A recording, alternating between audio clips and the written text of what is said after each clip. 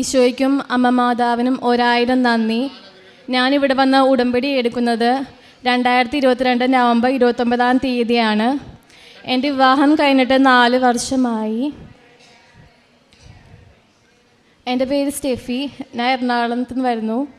എൻ്റെ വിവാഹം കഴിഞ്ഞിട്ട് 4 വർഷമായി.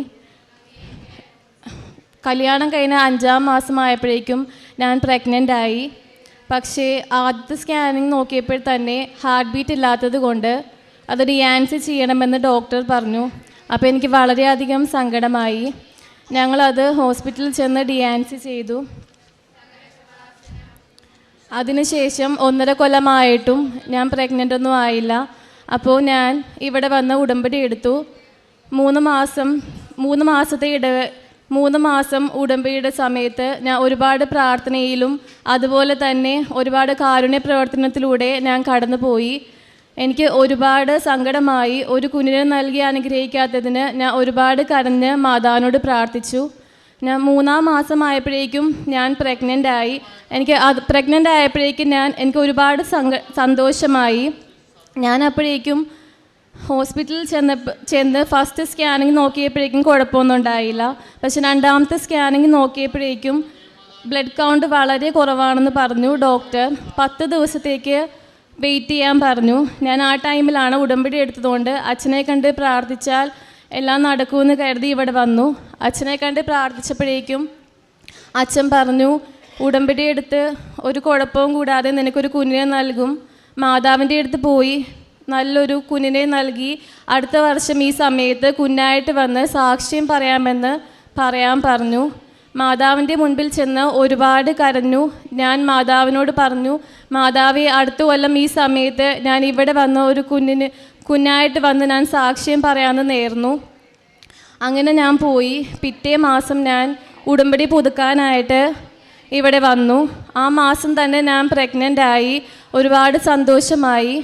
മാതാവിനും ഈശോയ്ക്കും 1000 നന്ദി പറഞ്ഞുകൊണ്ട് കുഞ്ഞായിട്ട് ഞാൻ ഇവിടെ വന്ന് സാക്ഷ്യം പറഞ്ഞു. അതുപോലെ തന്നെ എനിക്ക് ഉടമ്പടി എടുത്തതിന് ശേഷം എല്ലാ ദിവസവും ഞാൻ എൻ്റെ വയറിൽ കുരിശ് വരച്ച് വിശ്വാസപ്രമാണം ചൊല്ലി ഞാൻ എല്ലാ ദിവസവും മുടങ്ങാതെ പ്രാർത്ഥിക്കുമായിരുന്നു. പ്രഗ്നൻ്റ് ആയതിനു ശേഷം എല്ലാ ദിവസവും ഞാൻ പള്ളിയിൽ പോകാനും അതുപോലെ തന്നെ എനിക്ക് എല്ലാം ചെയ്യാനുള്ള ഒരു ഇത് മുടങ്ങിപ്പോയി. കാരണം ഡോക്ടർ റെസ്റ്റും കാര്യങ്ങളൊക്കെ പറഞ്ഞു. ഞാൻ ഓരോ സ്കാനിങ്ങിൽ ഇരിക്കുമ്പോഴും എനിക്ക് ഒരുപാട് സങ്കടം ഉണ്ടായിരുന്നു. കാരണം 2 പ്രാവശ്യം അബോഷനായി പോയതിൻ്റെ സങ്കടം വളരെയധികം ഉണ്ടായിരുന്നു. അതുകൊണ്ട് 3ാമത്തെ പ്രാവശ്യം ഞാൻ പ്രഗ്നൻ്റ് ആയപ്പോഴേക്കും എനിക്ക് ഒരുപാട് സങ്കടം ഉണ്ടായിരുന്നു. അതും പോകുമ്പോൾ നല്ല പേടി ഉണ്ടായിരുന്നു. പക്ഷെ ഞാൻ ഇവിടെ വന്ന് ഒരുപാട് പ്രാർത്ഥിച്ചു, മാതാവിനോട് കരഞ്ഞ് അപേക്ഷിച്ചു.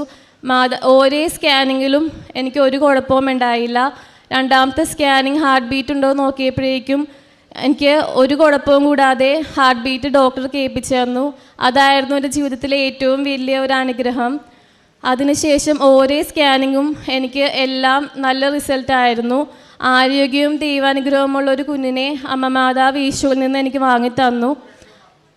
അതുപോലെ തന്നെ എൻ്റെ 2ാമത്തെ നിയോഗമെന്ന് പറയുന്നത് എനിക്ക് ബികോമിൻ്റെ സർട്ടിഫിക്കറ്റ് കിട്ടാൻ വളരെ പാടായിരുന്നു. ഞാൻ ഒരുപാട് പ്രാർത്ഥിച്ചു. ഒരുപാട് തടസ്സങ്ങളുണ്ടായിരുന്നു എക്സാം എഴുതാനും. എക്സാം എഴുതി പാസ്സായി. എൻ്റെ ബികോം സർട്ടിഫിക്കറ്റ് കയ്യിൽ കിട്ടണമെന്ന് ഞാൻ ഒരുപാട് പ്രാർത്ഥിച്ചിരുന്നു. അതും കിട്ടിയാൽ ഞാൻ സാക്ഷ്യം പറയാൻ നേർന്നിരുന്നു. എനിക്ക് അതും എൻ്റെ കയ്യിൽ ഇപ്പോൾ കിട്ടി. ഞാൻ ആ സാക്ഷ്യം ഇവിടെ പറയുകയാണ്.